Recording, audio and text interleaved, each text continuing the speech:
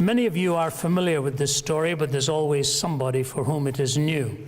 The old story of Holmes and Watson on a camping trip, you remember? And they were sound asleep, and after some excessive amount of liquid refreshment, woke up in the middle of the night, and Holmes looks at Watson, nudges him and says, "Watson, look up, what do you see?"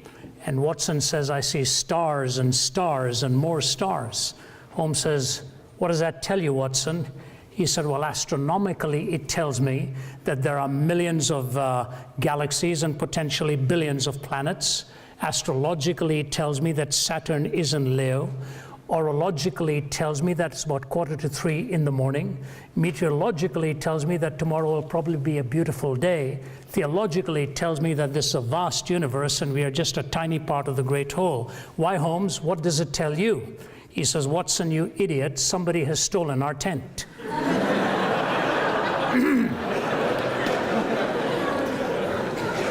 You know, you can be very profound in an answer and miss the larger point.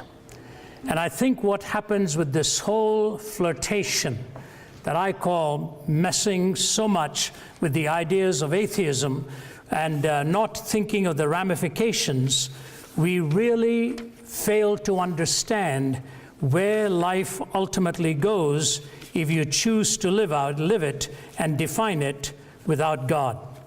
Years ago, somebody penned these words that I'd like to read for you. It goes like this: "First, dentistry was painless, then bicycles were chainless, and carriages were horseless, and many laws enforceless. Next, cookery was fireless, telegraphy was wireless, cigars were nicotineless, and coffee caffeineless.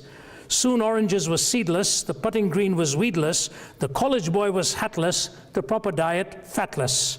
New motor roads are dustless, the latest steel is rustless, our tennis courts are sodless, our new religion godless." That struggle of trying to explain life having lost all points of reference is really the struggle one has to deal with if we choose to live our existence without any transcendent ontic point of reference. Either we go inwards or we go laterally. We find no point of testing what really defines the most critical questions of life. And to the credit of Friedrich Nietzsche, when he wrestled with the idea of the madman running into the marketplace and looking for God in his Thus Spake Zarathustra, one has to at least credit Nietzsche with the fact that he was dealing with the entailments of that kind of conclusion.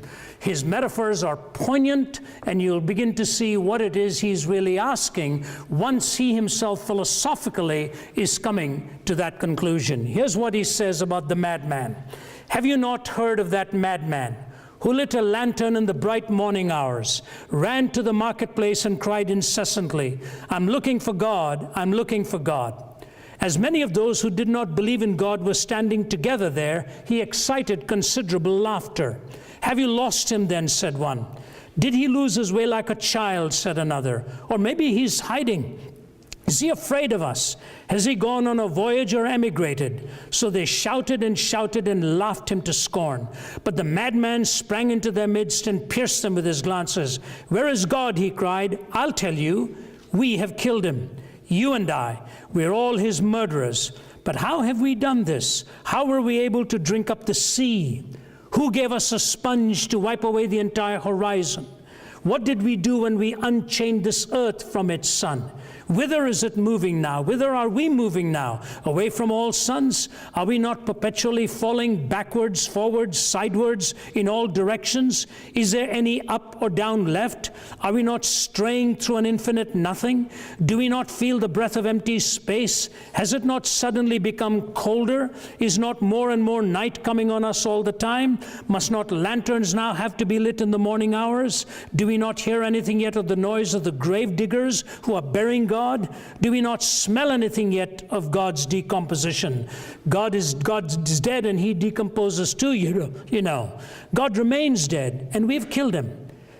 how shall we, the murderer of all murderers, now compose ourselves? Because that which was holiest and mightiest of all that the world has ever possessed has bled to death under our knives. Who will wipe this blood from us? With what water can we purify ourselves? What festivals of atonement, what sacred games will we need to invent? Is not this the greatest of deeds, too great for us? Must we not ourselves now have to become God simply to seem worthy of what we have done? There's never been a greater deed, you know, and whoever shall be born after us for the sake of this deed shall be part of a higher history than all history hitherto. Here the madman fell silent and again regarded his listeners. They too were silent, and they stared at him in astonishment. At last he threw his lantern to the ground and broke and went out. I come too early, maybe. My time has not yet come. This tremendous event is still on its way, still traveling, and has not yet reached the ears of men. Lightning and thunder require time. The light of the stars requires time. Deeds require time, even after they are done, before they can be seen and heard. This deed is still more distant from them than the distant stars, and yet they have done it themselves. It has been related further that on the same day that the madman entered diverse churches, and there sang a requiem, Aeternam Deo. Let out and quieted, he is said to have retorted each time, what are these sepulchres now, if they are not the tombs and sepulchres of a dead God? I recall some years ago, and it's still during the Cold War in the 1980s, having to speak at the Center for Geopolitical Strategy in Moscow, and followed immediately after that at the Lenin Military Academy. It was as ice cold a situation, emotionally speaking, as you could imagine. I was literally put at a table and in front of a table and a chair all by myself, and the entire faculty circled the room there in their uniforms, and were going to quiz me for about 3 hours on this whole issue of theism vis-a-vis atheism. It was a nerve-wracking situation to be in, with their ice-cold stares and their pointed questions coming obviously in a very hostile way, giving all kinds of illustrations from their history. And I remember making the defense of theism there. And I'll never forget the statement made by the head of the institution, all of their great leaders. If you walked in, it's 8 stories above ground and 4 stories below ground. From Peter the Great all the way to Kutuzov the general and to their modern leaders, their pictures were on the wall. And my wife was with me and one of my colleagues. And as we were walking out, the head of the institution grabbed my hand and he looked at me, and I quote and tell you exactly what he said. He says, Mr. Zakarias, I'm afraid I think you are right, but it's very difficult to change after 70 years of believing a lie. I didn't put those words into his mouth. But he knew the ramifications of what happened when Stalin moved from a study in a seminary preparing for the ministry to an avowed disbelief in God, and after having eliminated 15 million of his own people, Svetlana testified, sustained by 2 or 3 historians since, and Svetlana before the BBC in an interview said this. Malcolm Muggeridge, the journalist who had interviewed her, personally told me this story while I was visiting him. He said, hunched over as an old man, he said, I'll never forget what Svetlana described in the death of her father. As she stood by his bedside, the last thing that Joseph Stalin did, the last physical act, was to clench his fist towards the heavens one more time, threw his head back on the pillow, and he was gone.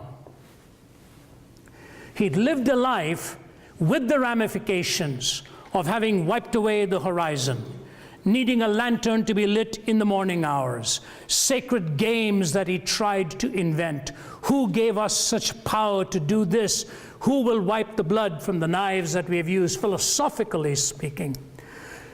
Atheism is flirting with the same dangers. To his credit, and I quote David Berlinski, a skeptic himself, who quoted Richard Dawkins in an interview and gave him credit for an answer when Dawkins was asked if he would really want to live with the metaphysical, moral ramifications of the Darwinian worldview. Dawkins was asked this question, and Berlinski quotes him. Dawkins says, no. And he was asked why. He said the end result could be fascism. This was Dawkins. Now, Dawkins doesn't necessarily, of course, believe that there's no point of reference for good and bad and whatever, but when pushed on the whole issue of a Darwinian metaphysic extrapolated into the value system, he said, no, the logical outworking could be fascism itself. But here's what I want to do. I want to start off by defining what atheism is, because sometimes there's a softer version that is treated as atheism, but which is really not. It is an agnosticism. Somebody saying, I don't know, I don't claim to know. If I have enough evidence, I would believe, but I'm not going to come hardline down and say in a categoric denial of the absolute, the existence of a personal moral first cause.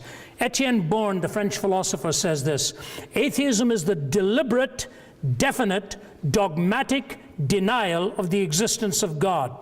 It is not satisfied with appropriate truth or relative truth, but claims to see the ins and outs of the game quite clearly, being the absolute denial of the absolute. Paul Edwards, Volume 1, page 175 in his multiple volume Encyclopedia of Philosophy. Here's what he says: an atheist is a person who maintains that there is no God. That is, that the sentence God exists expresses a false proposition. He's a person who rejects belief in God.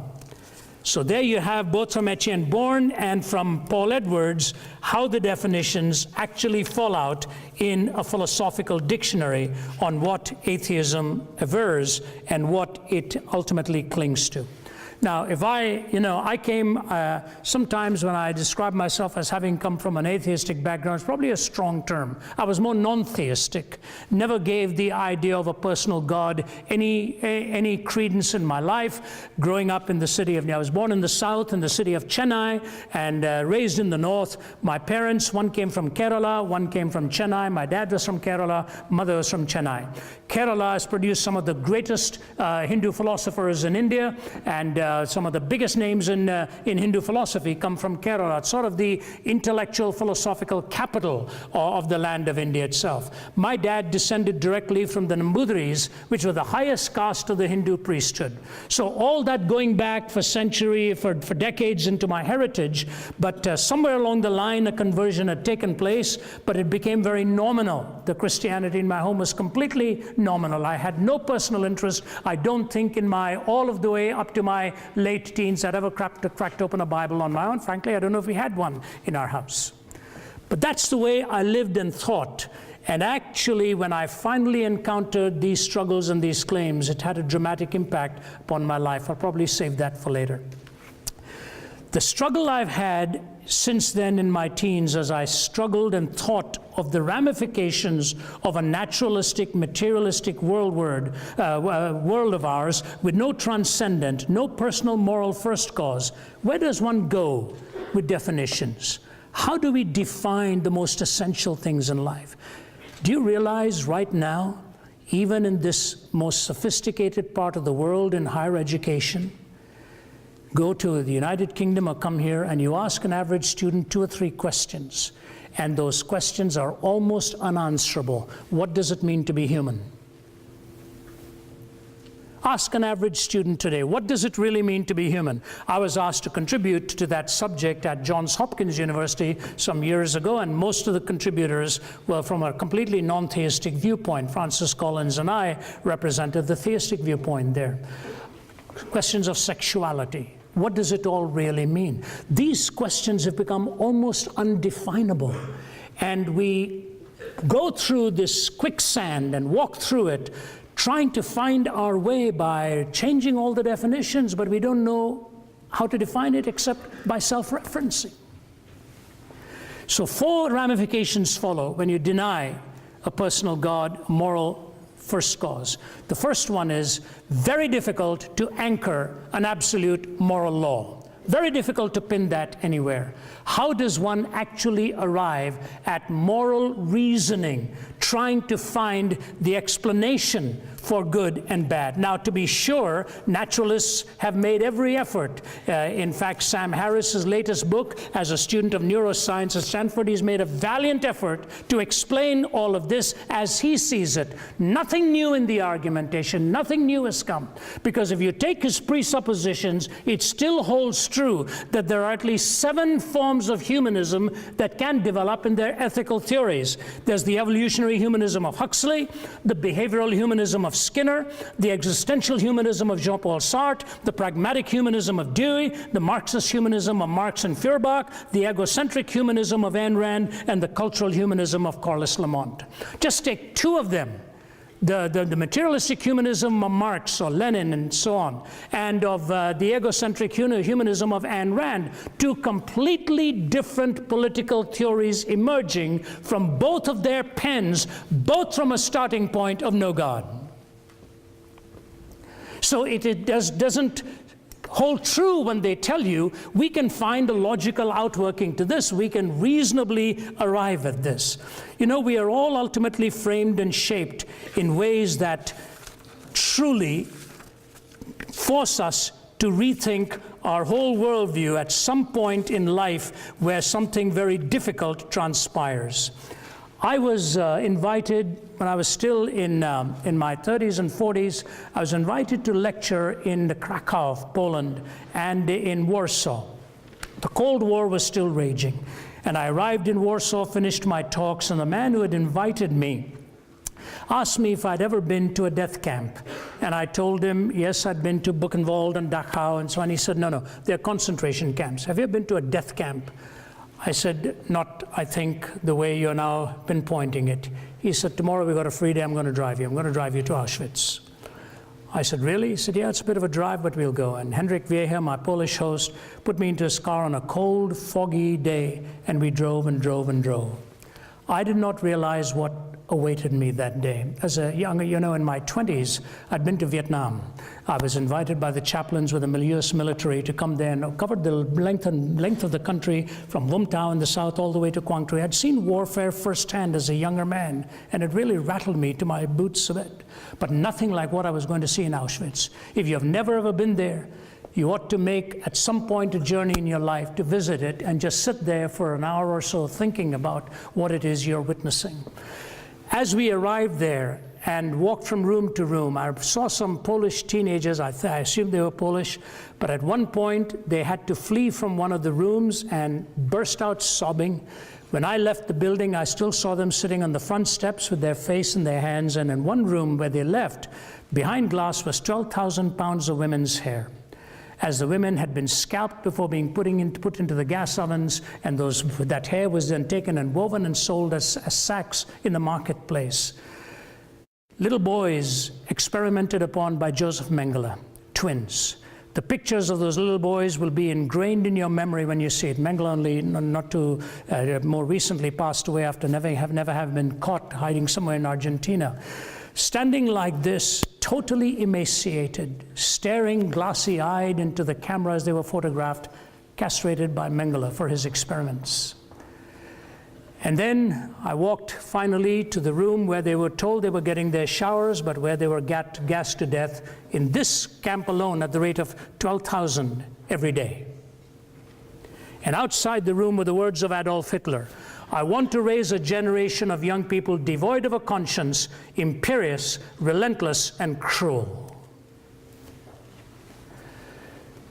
I thought to myself, what happened in the mind of a man who swayed one of the most brilliant nations into either coming along with him or pay dearly with their own lives if they did not condescend in some way, while so many knew what was happening and daren't speak lest they be part of the whole gas oven episode. In today's newspaper, in the Daily Mail in London, there's a critique given of a new book by a professor from King's College who's written a book called The Dictators. And he has covered in one chapter Hitler, another chapter Stalin. And he has clearly delineated, so forget all this stuff that you'll sometimes hear from atheistic philosophers. Christopher Hitchens was one of them. And what this writer refers to Hitchens and Dawkins and some of the others as sort of doing cartwheels on the head of a pin, trying to prove their point. that Hitler was a Christian, that Hitler was a God-fearing man. Read the specific statements in this latest book called The Dictator of what Hitler's goal was all about, what his view was on the Christian faith. In fact, Hannah Arendt, who describes the last walk of Adolf Eichmann as he was going to his execution, Hannah Arendt, if I'm not mistaken, was I think wedded to, or certainly the mistress of Martin Heidegger, the German philosopher, who did not know how to exactly come down on the Holocaust himself. But here's Hannah Arendt writing in her book on Adolf Eichmann. Listen to this last paragraph. Adolf Eichmann went to the gallows with great dignity. He had asked for a bottle of red wine and drunk half of it. He refused the help of the Protestant minister, the Reverend William Hull, who offered to read the Bible with him. He had only 2 more hours to live and therefore, quote, "no time to waste for me," he said. He walked the 50 yards from his cell to the execution chamber, calm and erect, with his hands bound behind him. When the guards tied his ankles and knees, he asked them to loosen the bonds so that he could stand more straight. "I don't need that," he said. When the black hood was offered him, he was in complete command of himself. Nay, he was more. He was really completely himself. Nothing could have demonstrated this more convincingly than the grotesque silliness of his last words. He began emphatically by stating that he was no believer in God, to express the common phrase that he was no Christian and did not believe in life after death. But then he proceeded, "After a short while, gentlemen, we shall all meet again. Such is the fate of all men. Long live Germany, long live Argentina, long live Austria. I shall not forget them." In the face of death, he had found the cliché used in funeral oratory. Under the gallows, his memory played him the last trick. He was elated, and he forgot that really this was his own funeral. It was as though in those last minutes, he was summing up the lesson that this long course in human wickedness has taught us, the lesson of the fearsome, word and thought defying banality of evil. The trivialization of evil.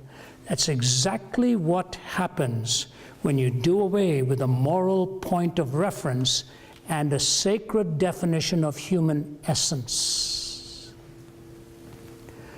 You desacralize life, and all of this becomes nothing more than political game playing. And that's why Richard Rorty, who had no critique to offer the Holocaust, except that I find it revolting, says this: if moral imperatives are not commanded by God's will, and if they are not in some sense absolute, then what ought to be is a matter simply of what any one of us decides should be. There is no other source of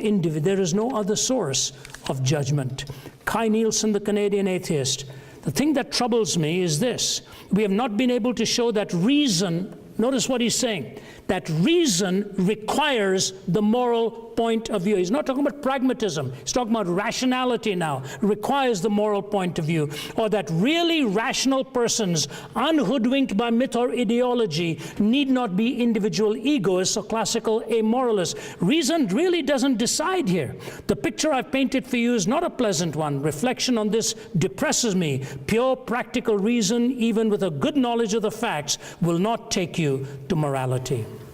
And then a footnote by Bertrand Russell.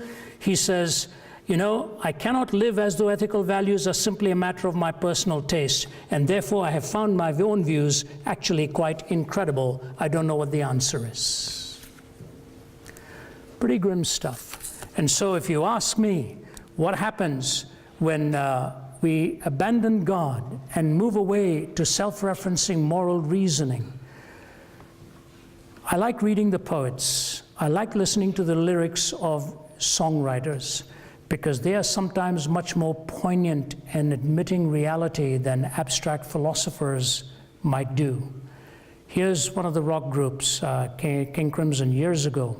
Cat's Foot, Iron Claw, Neurosurgeons, Scream for More, From Paranoia's Poison Door, 21st Century Schizoid Man. Blood Rack, Barbed Wire, Politician's Funeral Pyre, Innocents Raped with Napalm Fire, 21st Century Schizoid Man. Death Seed, Blind Man's Greed, Poets Starving, Children Bleed, Nothing He's Got He Really Needs, 21st Century Schizoid Man. The walls on which the prophets wrote is cracking at the seams. Upon the instruments of death the sunlight brightly gleams. Will no one lay the laurel wreath as silence drowns the screams? Between the iron gates of fate the seeds of time are sown, and watered by the deeds of those who know and who are known. Knowledge is a deadly friend when no one sets the rules. The fate of all mankind, I see, is in the hands of fools. Confusion will be my epitaph as I crawl a cracked and broken path. If we make it, we can all sit back and laugh, but I'm afraid tomorrow I'll be crying. Songwriters, my study of the romantic poets, lyricists, poets, you saw what they were saying in reality because they connected this with this, the head with the heart, and the entailments that follow. Why am I not an atheist? I simply cannot find a rationally defensible way for moral reasoning. And the fact of the matter is, we are at our core moral beings. Those who deny God's existence, what do they invoke? Too much of evil and suffering. On what basis? How do they even arrive at that moral reasoning? Number two, the question of meaning. How do we arrive at the reality of meaning? What meaning do we really attribute to life? Are we entitled to our own definition of meaning? Or like the myth of Sisyphus, do we roll the stone up the hill and watch that row of stone rolling down again, monotony, and do this each day? You know, I live in a condominium in Atlanta, and just opposite our apartment there is a little playground for dogs, and every morning 6 or 6:30 they're all out with their dogs, and somebody comes, throws the ball, the dog runs, picks it up, brings it back. And one morning I was sitting there in a rather cynical state of mind, and I was thinking to myself, they bring the dogs out, throw the ball goes, the dog brings it back. About 20 times the dog's had his fill for the morning, they take it back and feed it. I said, in a little way, in a purely naturalistic sense, that's what we are too. We get into our car with the dog chasing the ball, go and do our thing from 9 to 5 and come back home. It's that repetitive monotony again and again and again. And we often assume that meaninglessness in our lives ultimately comes from becoming weary of pain, suffering, evil, struggle, angst, or what the Muslim might call the jihad, the struggle for existence and so on, that this is what we face. You know what the worst kind of meaninglessness is? Not the ones who have become weary of pain, but the ones who have become weary of pleasure. That is the ultimate kind of meaninglessness that is most painful. I did a series of books on imaginary conversations. The first one I did was The Lotus and the Cross, Jesus Talks to Buddha. The second one I did was Sense and Sensuality, Jesus Talks to Oscar Wilde, and did about half a dozen in that series. But I remember going to Paris, going to England to do some research on Oscar Wilde. Went and visiting the hotel where he ultimately passed away in his 40s. And Oscar Wilde, this father of dandyism, as it were, enjoying that unfettered life, I find fascinating two things that he really, actually with three when you think about it. When he wrote The Picture of Dorian Gray, you almost wondered there was something autobiographical in the emptiness that he himself found towards the middle years of his life.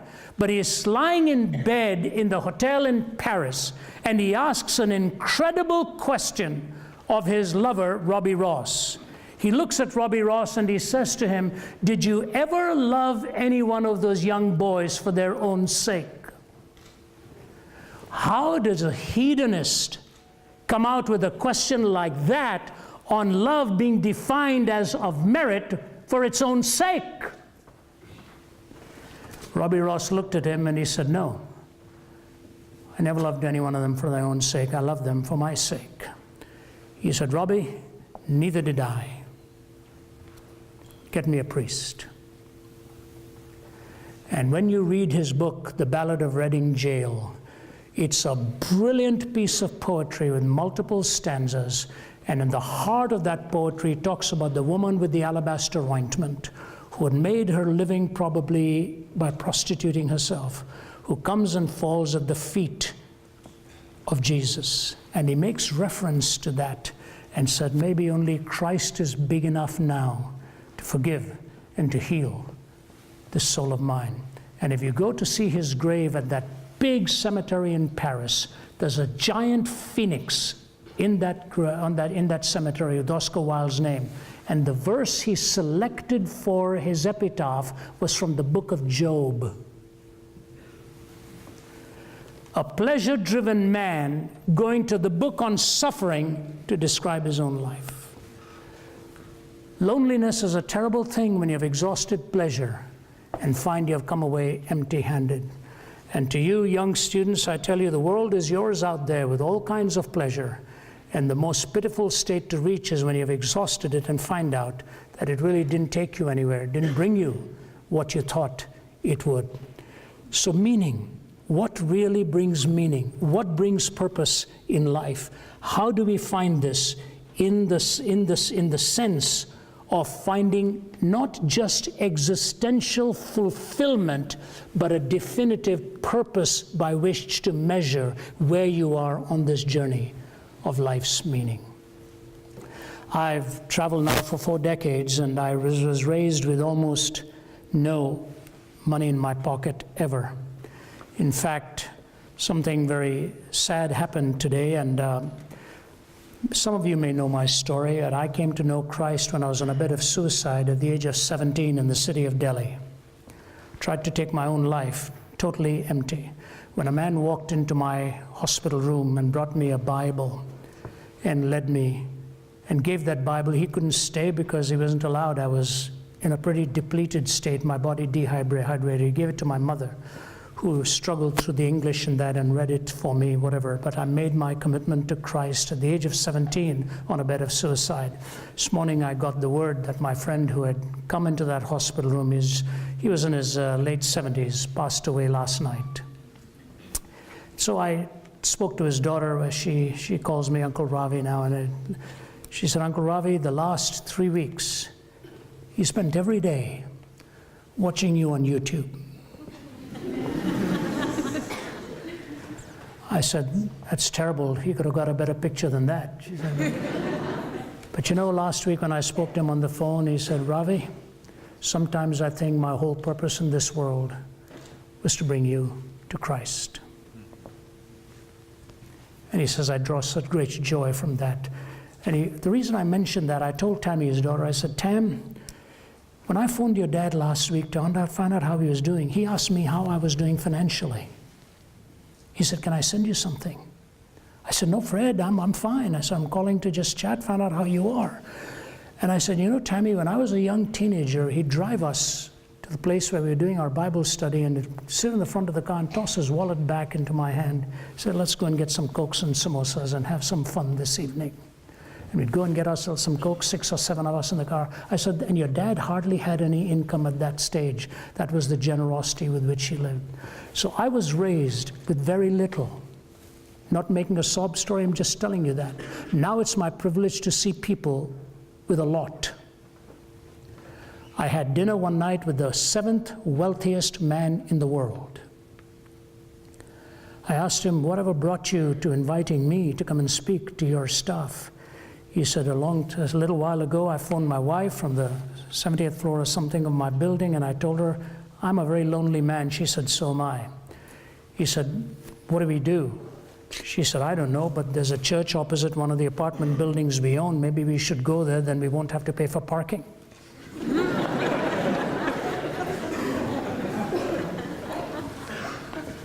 And you know what he told me? When he could buy everything he wanted, he had never reached such a lonely moment as that. It's true. So think about it. What really brings life meaning? No moral point of reference, no meaning. Thirdly, quickly, there is no hope. Death becomes the end. And for all of those who want moral reasoning, I ask you, if death is the end, when that moment comes, there's ultimately no difference between a Mother Teresa and an Adolf Hitler. If there's no justice, if there's no judgment, ultimately there is really no comma or punctuation mark. It's a full stop. How does one really hold to a worldview where such are the ramifications of huge differences in lifestyles and values and ethics? I stood behind Mother Teresa on 2 or 3 occasions. In fact, I was asked by one of the leading televisions to come and anchor her funeral. I couldn't do that. But I remember this diminutive woman with all of her limited physical capacity, living with this little white sari around her. Sure, when she died, there were only 3 saris in her trunk. That's all she had.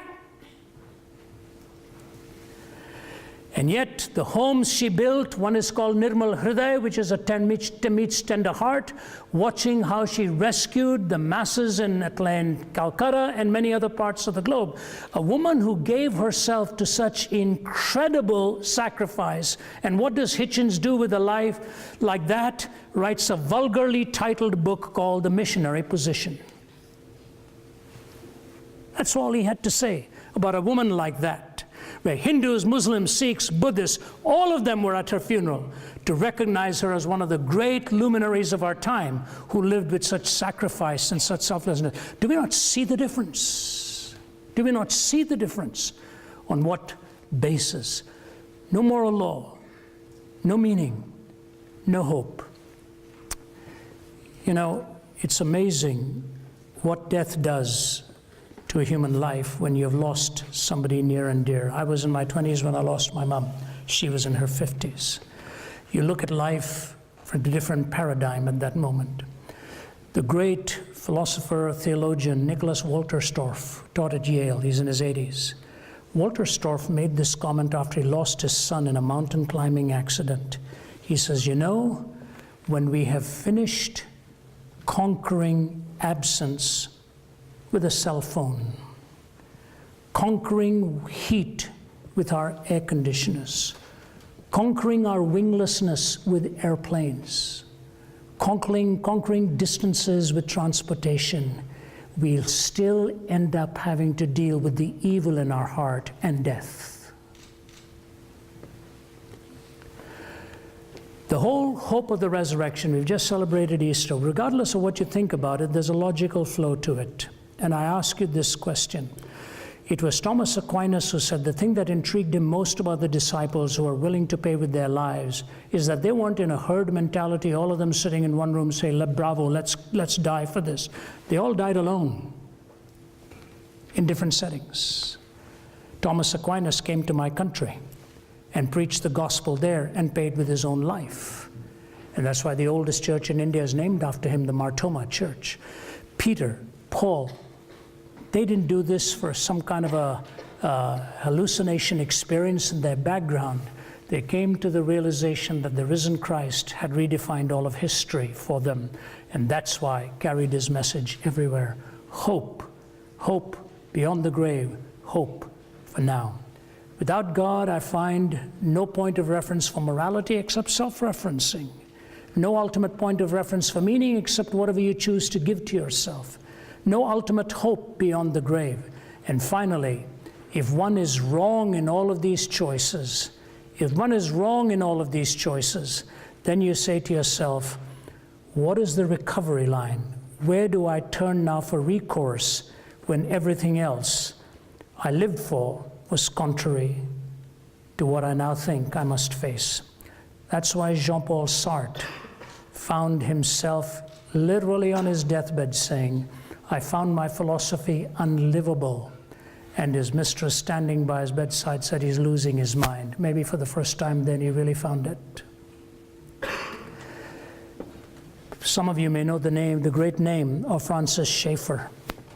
He was a great philosopher in the Christian world in the 60s, 70s, and 80s. I had the privilege of just meeting him once. His son, who went as Frankie Schaeffer, now as Frank Schaeffer, turned his back upon all this belief, turned his back upon it, and wrote some pretty bitter books against the Christian faith, the evangelical faith, and all of that about his father. The pretty nasty stuff that he got into by his own recognition. His mother, at the age of 98, passed away this week. In the Huffington Post, he's written a tribute to his mother. If you haven't read it, read it. He talks about his mom, who loved him unconditionally, even in the days where he was writing profane stuff.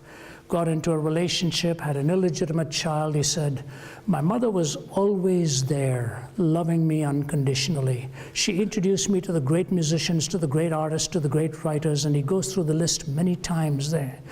And he said, I spoke to her last week, and he goes through his relationship, how she loved him. He said, now I'm a grandfather, married with my children and their children. And he ends his tribute to his mother with these incredible words. He says, Mom, you won. I believe.